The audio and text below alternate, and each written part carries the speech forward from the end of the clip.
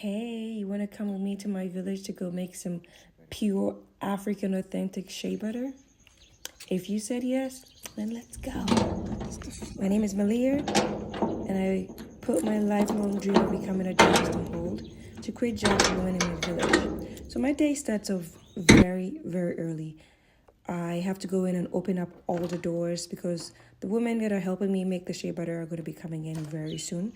So this is outside of the facility, and I'm going to give you a little glimpse of my cute little village. I love it here. It is so cozy, beautiful people, beautiful place, peace of mind. So the women are in, and as you can see, we are going to be allocating everyone with some nuts that they're going to treat for the day. So that's what we do. Everybody takes their nuts, they go in and they wash it thoroughly. Because shea nuts are picked from the ground, when it grows, we don't pick the fruits from the tree. Like, you have to let it fall first. And because of that, it can get pretty dirty because of the soil. So you have to wash it thoroughly. This can make or break your butter. It's very important to wash your nuts very, very well. So after it's washed, we lay down this material to dry the nuts. The nuts need to go through a grinder or a crusher, and it can't go in wet, okay? So we need to dry the nuts thoroughly, and we use solar to do so. While the nuts are drying, the women will go in, we all go in, and we pick out the bad nuts.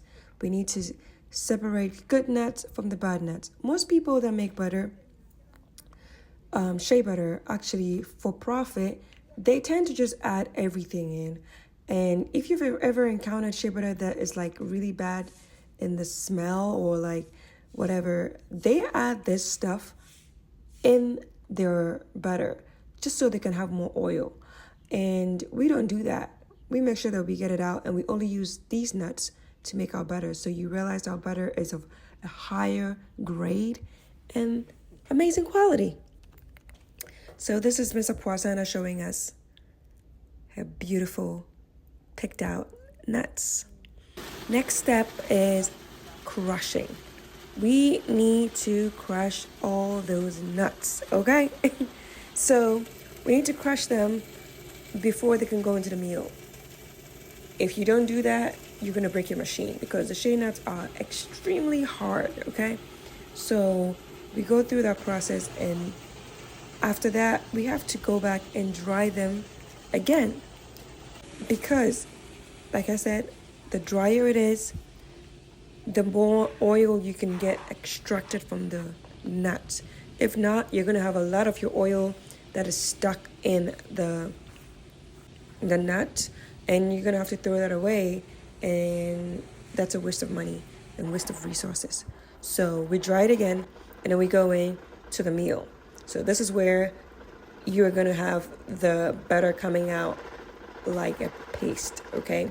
It's going to come and look like chocolate, okay? It smells like chocolate, interestingly. I really don't know the difference or the correlation between shea butter and chocolate, but these two things, they smell the same until the shea butter is actually done, and they don't smell the same any longer. I don't know. It's a mystery. But after that's done, we get the paste. We have to add in some water, and then we knead and knead and knead until it looks silky, smooth, okay? And you continue to knead and knead and knead. This part takes a lot of muscle. It takes a lot of strength. It is not easy. But as you do so, you're going to see this separation happening. What you're seeing here are the fatty acids. This is the oil that's going to separate from the water you've been adding to that paste, okay? The paste is a consistency of, chocolate, and it's made up of the shea nut itself and the butter, everything in one, okay? So when you do this process, you get it out. And now you're going to use that new gooey, buttery white substance that came up. You're going to now have to cook that, okay? So you have a very high heat pot, and then you drop that in. The pot is empty. you just put in the paste that you just got. Okay, and this part is also very crucial because if you overheat that stuff, you are going to have shea butter that smells extremely smoky and going to have a bad it's going to go rancid quickly. Okay, it's just not going to be of good quality. It's going to get darker and all of that. So we keep boiling this, and this process takes a while. It's one of like the longest parts of shea butter production. Okay, and very tedious because you're standing over heat for hours on end. So you have to go in and just monitor it every now and then. Make sure it's not too hot, and it's also not cool because you don't want to sit there forever. It takes a long time. So as you boil it, the consistency is going to start to change, and it's going to look like this. Okay? And then as you continue to boil, you would realize that the oil is going to start seeping up and looking really good. So it's going to separate the nut particles from the oil particles, and this is the beautiful thing you're going to be getting. So this stage, you have to continue doing this and then turn the fire off and have it cool down. Then you can now decant your oil from the other particles that are going to be on the bottom of the pot. Then you go into filtration.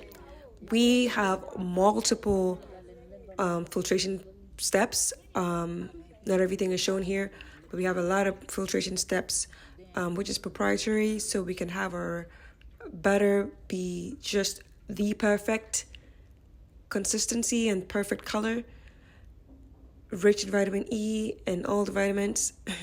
So from the oil, when you keep stirring it, you stir because you want to take away every grain. If you don't stir it because it's a hot area, the shea butter might become grainy. As you stir, it's going to become like a porridge consistency. And then when it cools down, it's going to look like butter, like this. Isn't that so cool? It's just so beautiful. And then it goes into packaging. We go in, we package it all, put it in our packaging, and it's ready to come into your house. That's it. Thanks for joining me.